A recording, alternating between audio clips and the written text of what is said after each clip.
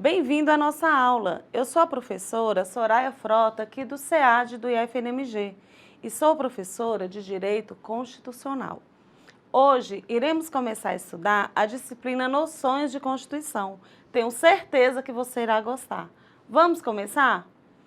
Você sabe me dizer qual é a lei mais importante do nosso país? Qual é a lei suprema? A lei maior? Qual é a lei do Brasil que deve ser respeitada por todas as outras leis em vigor? Acertou quem respondeu?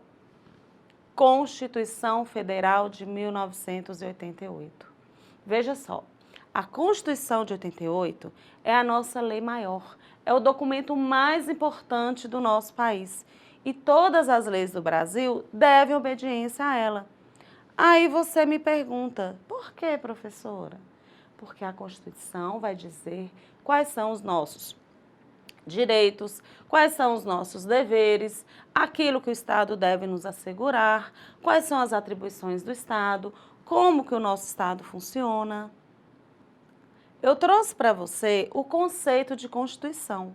Segundo José Afonso da Silva, um grande estudioso da Constituição e doutrinador respeitado. Para ele, Constituição consiste no sistema de normas jurídicas, escritas ou costumeiras, que regulam a forma do Estado, a forma de seu governo, o modo de aquisição e exercício do poder, o estabelecimento de seus órgãos e os limites de sua atuação. A Constituição Federal está no topo do ordenamento jurídico e ela é o fundamento de validade de todas as outras leis, ou seja, nenhuma lei pode contrariar aquilo que está no texto constitucional, sob pena de ser considerada uma lei inconstitucional. A lei ou é constitucional, que respeita as normas da Constituição, ou não é lei. Não pode valer em ação contrária à Constituição. Esse é o princípio da supremacia constitucional. Vou repetir.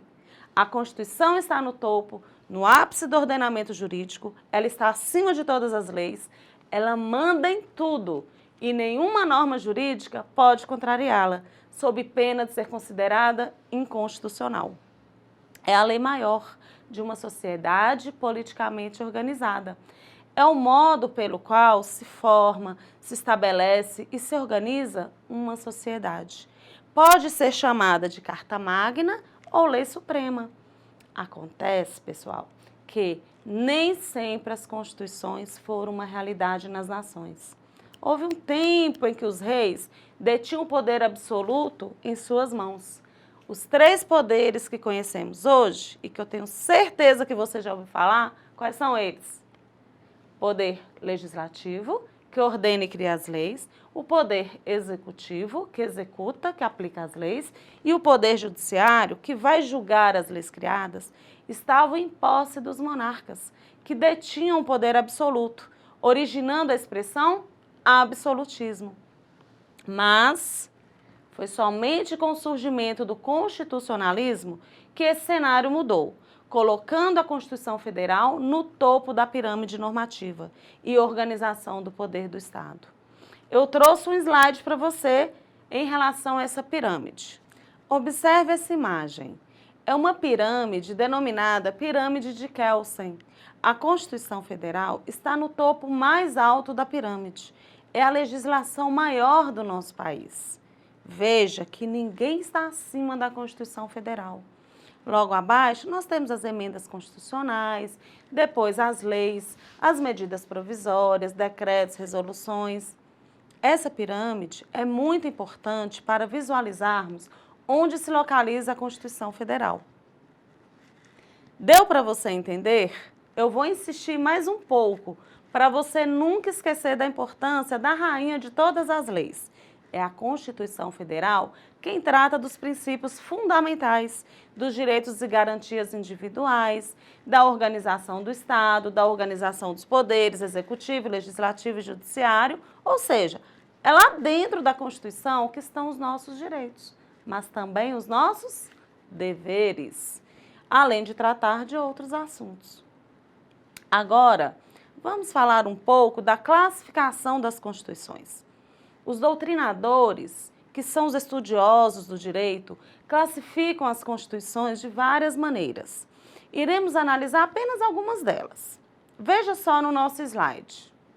Podemos observar que, quanto à forma, a Constituição pode ser escrita, que ela é codificada em um documento, ou não escrita, também chamada de consuetudinária, que surge dos costumes de uma certa sociedade. Quanto à origem, as constituições elas podem ser classificadas em promulgada ou uma constituição outorgada. Promulgada é a democrática, é aquela composta de representantes eleitos pelo povo para essa finalidade. Outorgada é a Constituição que não há participação do povo na elaboração dessa Constituição. Ela é imposta ao povo pelo governante. No nosso país, no Brasil, as Constituições de 1824, 1937 e 1967 foram impostas ao povo, ou seja, elas foram outorgadas. Quanto à estabilidade, as Constituições podem ser imutáveis, quando as suas normas não podem ser reformadas. Elas podem ser super rígidas. Exemplo, a nossa Constituição Federal atual, de 1988, que é a nossa Constituição em vigor, ela possui um núcleo duro, que são chamadas de cláusulas pétreas, que exigem um processo rígido para a alteração dessas normas.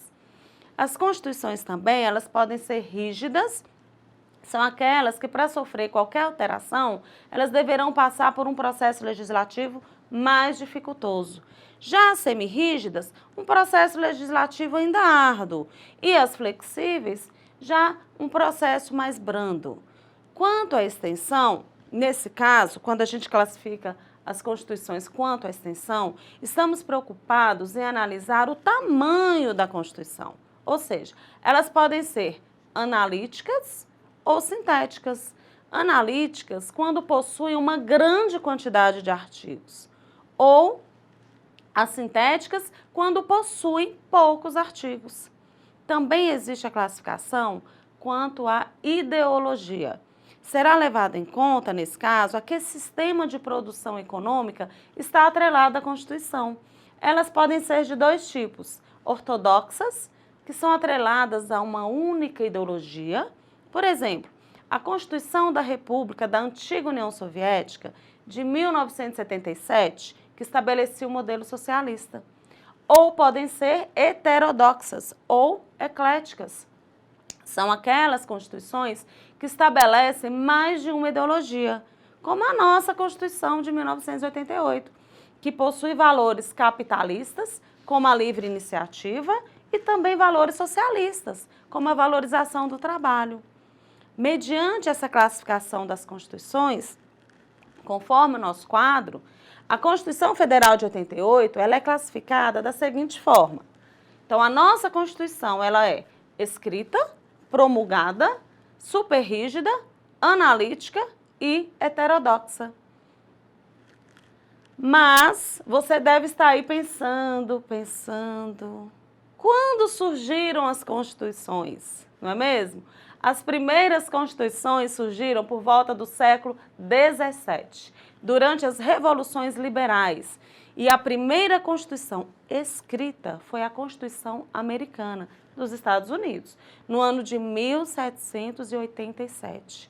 E a segunda foi a Constituição Francesa, em 1791. Já aqui no nosso país, a primeira Constituição escrita surgiu em 1824, que é a chamada Constituição Imperial, Constituição do Império. A nossa Constituição Federal de 88, pessoal, ela é a 7ª Constituição do nosso país. Desde a independência do Brasil, nós estamos na 7ª Constituição. Vamos conhecer todas essas constituições que o Brasil já teve? A primeira foi a Constituição do Império, que eu já falei, anteriormente, que é a de 1824. Essa Constituição do Império, ela foi outorgada por Dom Pedro I. Ela tinha forma unitária de Estado, forma monárquica de governo. Ela estabeleceu 4 funções do poder político: poder legislativo, poder executivo, poder judiciário e o poder moderador, que era superior aos demais poderes e controlado pelo imperador. Depois, nós tivemos a Constituição da República dos Estados Unidos do Brasil, em 1891, apelidada de Primeira República, foi a primeira Constituição brasileira a instituir a forma federativa de Estado, onde o nosso Estado federal, que é o nosso país, é formado pela união de vários estados, Mato Grosso, Rio Grande do Sul, Bahia. Além disso, consagrou a forma republicana de governo, onde o bem comum está acima de interesses particulares, de classes, de grupos ou de interesses de famílias. A terceira Constituição do nosso país foi a Constituição da República dos Estados Unidos do Brasil, em 1934, também conhecida como Segunda República. Ela foi promulgada com a tomada do poder realizada por Getúlio Vargas, constitucionalizando os direitos sociais, maior poder ao governo federal, voto obrigatório e secreto a partir dos 18 anos, com direito de voto às mulheres, criação da Justiça Eleitoral e da Justiça do Trabalho. Criou as leis trabalhistas, o mandado de segurança e a ação popular. Foi a Constituição que vigorou por menos tempo no Brasil, apenas 3 anos. Em seguida, foi promulgada a Constituição dos Estados Unidos do Brasil, em 1937. Num período muito conturbado, Getúlio Vargas deu um golpe de Estado e assumiu o poder. Ele revogou a Constituição de 34, dissolveu o Congresso e outorgou ao país, sem qualquer consulta prévia, a Carta Constitucional do Estado Novo, de inspiração fascista e concentração do poder nas mãos do presidente. Durou até 1945. Tendo como características a redução dos direitos individuais, o presidente da República ele poderia interferir nas decisões do judiciário, instituição da pena de morte, supressão da liberdade de imprensa e liberdade partidária, prisão e exílio de opositores do governo. Getúlio Vargas tentou, em vão, permanecer no poder, mas a grande reação popular, com o apoio das Forças Armadas, resultou na entrega do poder ao presidente do STF, José Linhares. No final de 45, ocorreram eleições para a presidência da República e foi vitorioso o general Eurico Gaspar Dutra, que governou o país enquanto preparava-se uma nova Constituição. E aí surgiu a nossa 5ª Constituição, que foi a Constituição de 1946, iniciando um período de redemocratização, devolveu a independência e equilíbrio aos 3 poderes, deu autonomia aos estados e municípios, foi constitucionalizado o mandado de segurança e ação popular, o fim da pena de morte e da censura. Em 1964, o golpe militar derrubou João Goulart e conduziu o país a uma nova ditadura. Aí veio a Constituição, a 6ª Constituição do nosso país, né? A Constituição do Brasil de 1967. Foi a 6ª do Brasil e a 5ª Constituição da República. Teve como principais características a concentração de poderes na mão da União e privilegiou o poder executivo em detrimento dos outros poderes, legislativo e judiciário, criando uma hierarquia constitucional centralizadora. O governo decretou uma lei de segurança nacional que restringia severamente as liberdades civis e uma lei de imprensa que estabeleceu a censura federal. Essa censura federal, ela durou até o governo do presidente José Sarney. Em seguida, nós tivemos a nossa 7ª Constituição da República Federativa do Brasil, de 1988. É a nossa Constituição em vigor até os dias atuais. Ela é conhecida como a Constituição Cidadã. Ela foi elaborado um novo texto constitucional que expressou a nova realidade social do Brasil, o processo de redemocratização, o fim do regime ditatorial. Assim, em 5 de outubro de 1988, foi promulgada a Constituição da República Federativa do Brasil, que assegurou os princípios e objetivos fundamentais, que tem a finalidade de possibilitar o integral desenvolvimento do ser humano, tendo como base o princípio da dignidade da pessoa humana e que será o tema da nossa aula 2. Apenas um resumo para você ter noção da existência de todas as constituições brasileiras. Então, a primeira foi em 1824, que é a Constituição do Império. Nós tivemos a segunda Constituição, que foi em 1891, a Constituição da República dos Estados Unidos do Brasil. A terceira, em 1934, Constituição da República dos Estados Unidos do Brasil. A Constituição número 4, que foi em 1937, a Constituição dos Estados Unidos do Brasil. A quinta, em 1946, que é a Constituição de 1946. A sexta, 1967, Constituição do Brasil. E a que está em vigor, a Constituição Cidadã, a Constituição da República Federativa do Brasil, de 1988.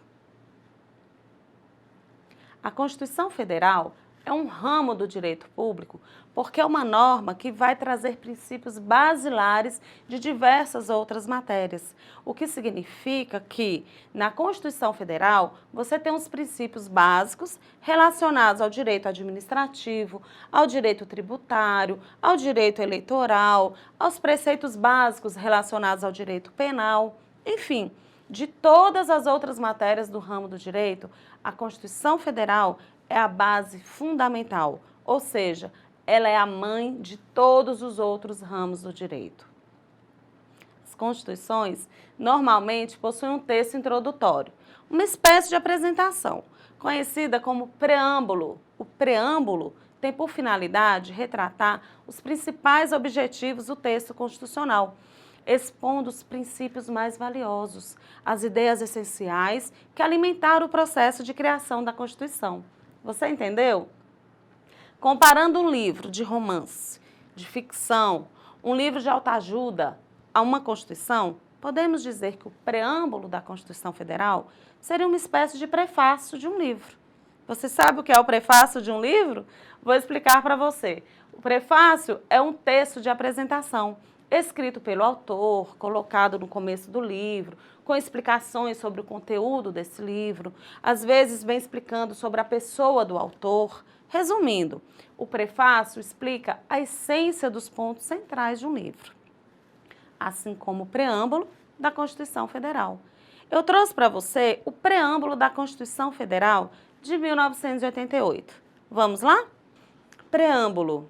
Nós, representantes do povo brasileiro, reunidos em Assembleia Nacional Constituinte para instituir um Estado democrático, destinado a assegurar o exercício dos direitos sociais e individuais, a liberdade, a segurança, o bem-estar, o desenvolvimento, a igualdade e a justiça como valores supremos de uma sociedade fraterna, pluralista e sem preconceitos, fundada na harmonia social e comprometida na ordem interna e internacional com a solução pacífica das controvérsias, promulgamos, sob a proteção de Deus, a seguinte Constituição da República Federativa do Brasil.